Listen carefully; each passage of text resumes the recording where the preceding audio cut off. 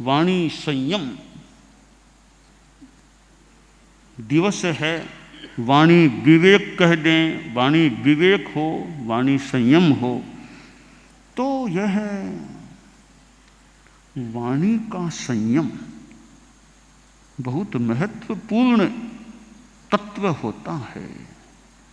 मौन करना भी एक अच्छा प्रयोग है वाणी संयम का। 2 घंटा, 3 घंटा, 4 घंटा, जितना हो सके उपयुक्त हो, मौन भी किया जा सकता है।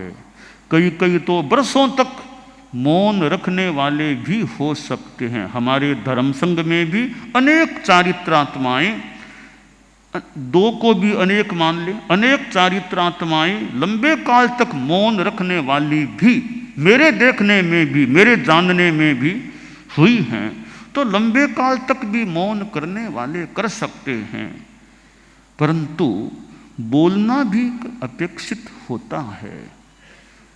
वाणी विवेक, बोलना कोई बड़ी बात नहीं है, न बोलना भी कोई बड़ी बात नहीं है। बोलने और न बोलने में विवेक रखना बड़ी बात होती है। बोलना बड़ी बात नहीं, न बोलना भी बड़ी बात नहीं। बोलने और न बोलने में विवेक रखना बड़ी बात होती है। तो वाणी विवेक, वाणी संयम, हम संयम रखें, विवेक रखें कि जयम चरे जयम चिट्ठे जय मासे जयम सये जयम भुंजन तो भाषण तो बोले तो यतना से बोले, संयम से बोले। हमारे बोलने में संयम भी हो, हमारे बोलने में अहिंसा हो।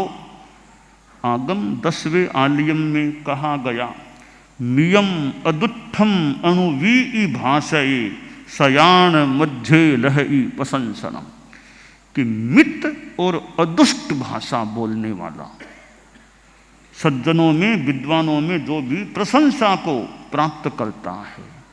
तो भाषा मित भी हो और भाषा अदुष्ट हो, दुष्ट भाषा न हो। दुष्ट का मतलब यूं कर लें, दोष युक्त भाषा न हो, दोष रहित भाषा। मित बोले और जो बोले मित वह भी दोष रहित हो, ऐसा हम प्रयास रखें। तो बोलने का भी अपना महत्व है। हमारे कितने साधु साध्वियाँ भाषण देते हैं। अभी पर्यूषण का समय है, रात में भी बोलने वाले, भाषण व्याख्यान जो भी देने वाले, दिन में भी बोलने वाले, मुख्य प्रवचन कार्यम के पहले भी बाद में जैसी भी व्यवस्था जो भी है, कितने बोल रहे हैं। तो बोलने का भी अपना महत्व है, उपयोग है। साध्वी प्रमुखा जी भी फरमाते हैं, साध्वी वरियावीर मुख्य मुनि भी जो अपनी वाणी का प्रयोग करते हैं, और भी हमारे जो भी हैं साधु साध्वियाँ और जो भी ये लोग समणी भी हो, तो बोलते हैं। तो बोलना भी तो एक अच्छा वाणी का उपयोग है। इसलिए बोलना कोई बड़ी बात नहीं है, मौन करना भी कोई बड़ी बात नहीं है।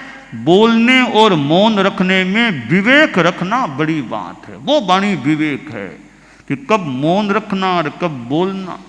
बोलने की जरूरत है और बोलने का समय है, बोलने की उम्र भी है। तो बोलो, बोल करके भी काम करो।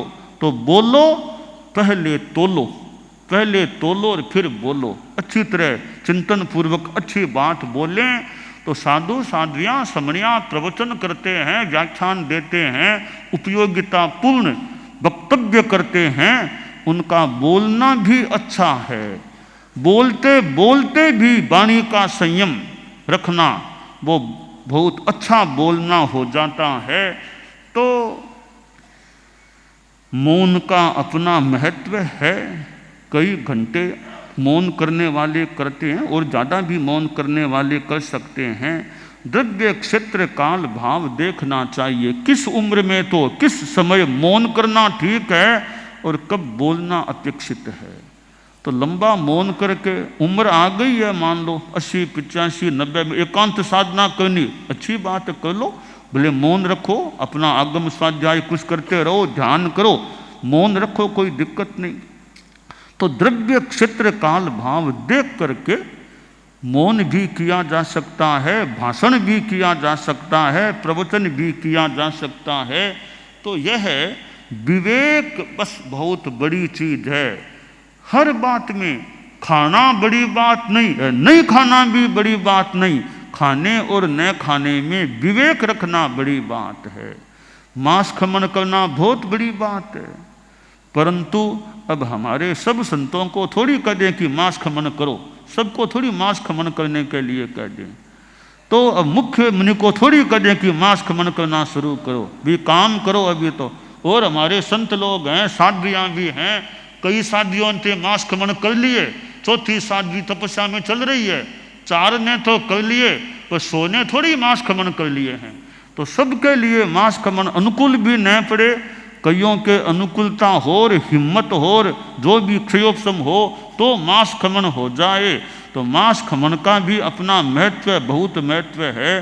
तो हर किसी को तो मांस खमन करने के लिए थोड़ा ही कहा जा सकता है, पंचोले के लिए भी कहना मुश्किल होता है कईयों को। तो अपना खाना बड़ी बात नहीं, नहीं खाना बड़ी बात नहीं, खाने और न खाने में विवेक रखना बड़ी बात है। तो तपस्वी लोग जो तपस्या करते हैं उनको तो साधुवाद है, उनको तो धन्यवाद है कि लंबी लंबी तपस्या करते हैं, चाहे साधु साध्वियाँ करें चाहे गृहस्थ करें, तपस्या करने वालों को तो धन्यवाद है, साधुवाद है।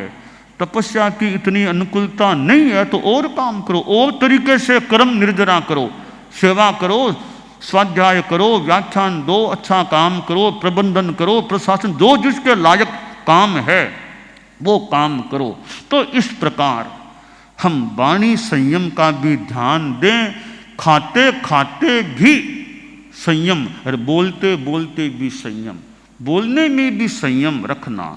तो यह कम बोलना बहुत अच्छी बात है, और कम बोले उसमें भी फिर कटु भाषा न निकले, बहुत अच्छी बात है।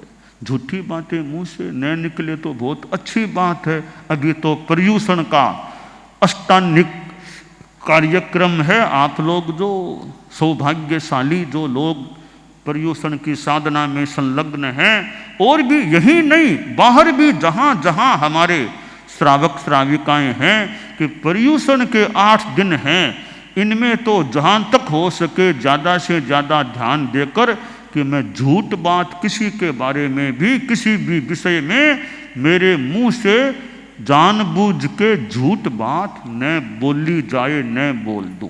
तो ये पर्यूषण के 8 दिनों में तो झूठ का गृहस्थों को भी परिवर्जन रखने का, चाहे व्यापार का विषय है चाहे और कोई आपका संसार का विषय है, कि जहाँ तक संभव हो सके इन 8 दिनों में कोई झूठी बात नहीं बोलना, झूठा साइन नहीं करना, झूठ से बच के रहने का प्रयास करना चाहिए।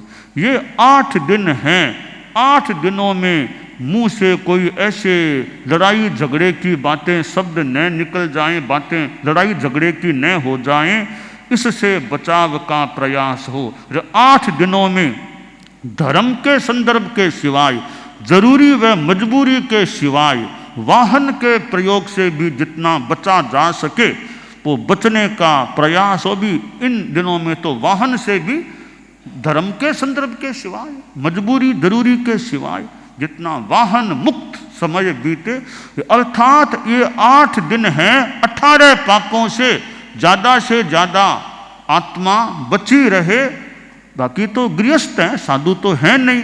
जितना ज़्यादा से ज़्यादा बचाव हो 8 दिनों में 18 पापों से, ऐसा प्रयास चलना चाहिए, रहना चाहिए। तो यह पर्यूषण का अष्टांगिक जो आध्यात्मिक समय है वो हमारा अच्छी तरह आराधित होता रहे। यह 4था दिन आज आ गया है, आगे और 4 दिन हैं, कल से 4 दिन और हैं। बहुत अच्छा हमारे लिए समय है, हम धर्म की पूंजी कमाने का प्रयास करें। यह धर्म का अच्छा समय है। 8 दिनों का काल का भी एक अपना महत्व होता है। पूरे वर्ष में चतुर्मास का समय यह धर्म की दृष्टि से बड़ा महत्वपूर्ण संभवतः है।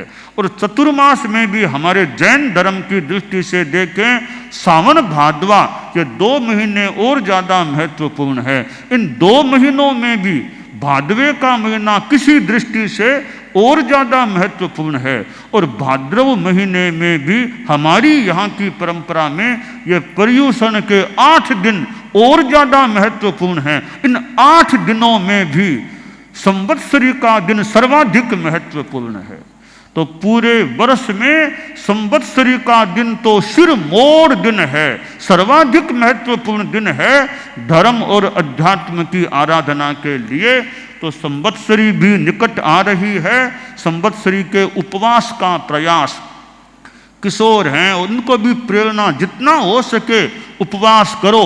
बाई चांस वो नहीं तो आधे दिन तो भूखे रह जाओ, 12 बजे तक अनाहार रह जाओ, जितना कर सको करो थोड़ा। संवत्सरी का दिन आया है तो संवत्सरी का दिन पूरे वर्ष में सिरमौर दिवस धर्म की दृष्टि से है। हम उसकी भी अच्छी आराधना करें और पर्युषण के बाकी दिनों में भी जितना त्याग, तपस्या, संयम, प्रवचन, श्रवण, धर्म, ध्यान, इनमें हमारा मन लगा रहे, चित्त में समाधि बनी रहे, चित्त में शांति बनी रहे। और थोड़ी बहुत तकलीफ भी कहीं आ जाए तो भी शांति, समता, मनोबल, हिम्मत रखने का प्रयास कि ज़्यादा से ज़्यादा इन 8 दिनों में तो धर्म की साधना चले, ऐसा हमें प्रयास रखना चाहिए। ओम अरहत।